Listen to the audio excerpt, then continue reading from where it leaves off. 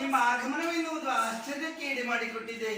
ಎಂದಿನ ಅಂದೆಯಿಂದಲ್ಲ ಸ್ವಾಮಿ, ಹೊಸತನ್ನು ನೋಡುತ್ತಾ ಇದ್ದೇನೆ. ಮುಖದಲ್ಲಿ ವೀರಾವೇಶ ಉಂಟು, ನಾನೇನನ್ನು ಸಾಧಿಸಬೇಕು ಎನ್ನುವಂತಹ ಛಲ ಉಂಟು.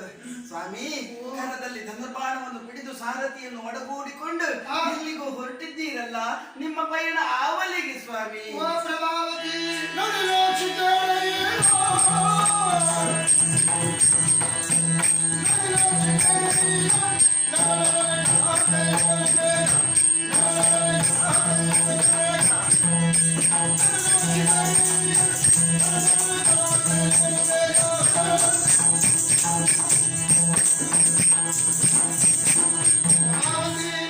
ಮಧ್ಯರಾತ್ರಿ ಕಾಲದಲ್ಲಿ ನಿನ್ನಂತಪುರದೆಡೆಗೆ ಬಂದ ನನ್ನನ್ನ ಮುಂದೆ ಎಲ್ಲಿಗೆ ಇನ್ನು ಹಾಗೆ ಕೇಳುತ್ತಲಿದ್ದೀಯ. ನೀನು ಕೇಳಿರಬಹುದು, ಹಸ್ತಿನಾವತಿಯ ಧರ್ಮರಾಜನ ಬಂಧು ಹತ್ತಿರದ ದೋಷದ ನಿವಾರಣೆಗಾಗಿ ಪೂಜಿಸಿ ಬಿಟ್ಟಂತ ಅಶ್ವಮೇಧದ ತುರಗ ನಮ್ಮ ಈ ಚಂಪಕಾವತಿ ನಗರಕ್ಕೆ ಬಂದಿದೆ. ಬಂದ ತುರಗವನ್ನು ಹಬ್ಬ ಹಂಸಧ್ವಜರು ಕಟ್ಟಿಸುವುದಲ್ಲದೆ ಯುದ್ಧ ಕಪ್ಪಣೆಯನ್ನು ಎತ್ತಿದ್ದಾರೆ. ತುರಗದ ರಕ್ಷಣೆಗಾಗಿ ಬಂದಿರುವಂತಹ ಅರ್ಜುನನೊಡನೆ ಯುದ್ಧಕ್ಕೊಂಡವ.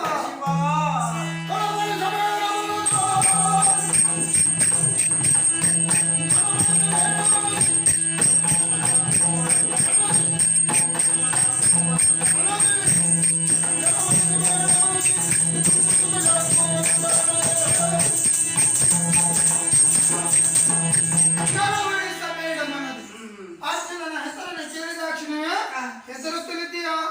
ಹೆದರಬೇಕಾದಂತ ಅಗತ್ಯ ಇಲ್ಲ. ಕುಂತಿಸುತ್ತನಿಗೆ ಅಳುಕುವವನಲ್ಲ ರಣದಿ ಜಯವನ್ನು ಸಂಪಾದಿಸಿ ಬರ್ತೇನೆ. ಸಂತೋಷ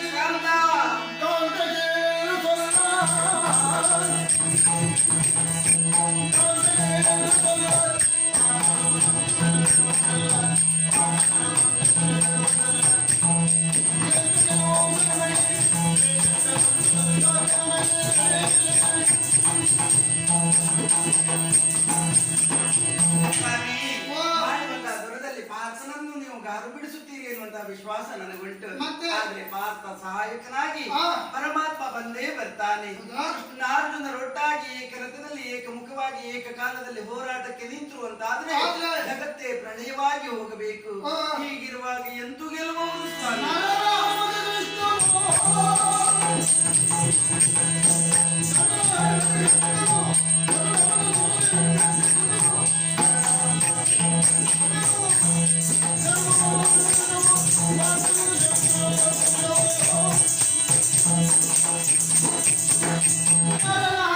ಕೃಷ್ಣನು ಅರ್ಜುನನ ಸಹಾಯಕ್ಕಾಗಿ ಶ್ರೀಕೃಷ್ಣ ಬಂದದ್ದೇ ಆದ್ರೆ ರಣದಲ್ಲಿ ಬೆಚ್ಚುತ್ತವನು ನಿನ್ನ ಗಂಡ ಎನ್ನುವಾಗಿ ಭಾವಿಸಿದೀಯ? ಇಲ್ಲವೇ ಇಲ್ಲ. ಯುದ್ಧದ ತನ್ಮೂಲಕವಾಗಿ ಹರಿಯನ್ನ ಹಿಮ್ಮೆಟ್ಟಿಸಿ ಜಯವನ್ನು ಕಂಡು ಬರ್ತೇನೆ. ಸಂತೋಷದಿಂದ ಕಳುಹಿಸಿ ಮಾಡುವಂತಹ ದಿನದಲ್ಲಿ ವಿಜೇತರಾಗಿ ಬನ್ನಿ ಎಂದು ಆಗಿ ಹೇಳುತ್ತಾ ಇದ್ದೀನಿ ಸ್ವಾಮಿ. ಕೃಷ್ಣ ಅನುಗ್ರಹ ಇರಲಿ. ಲಕ್ಷ್ಮೀ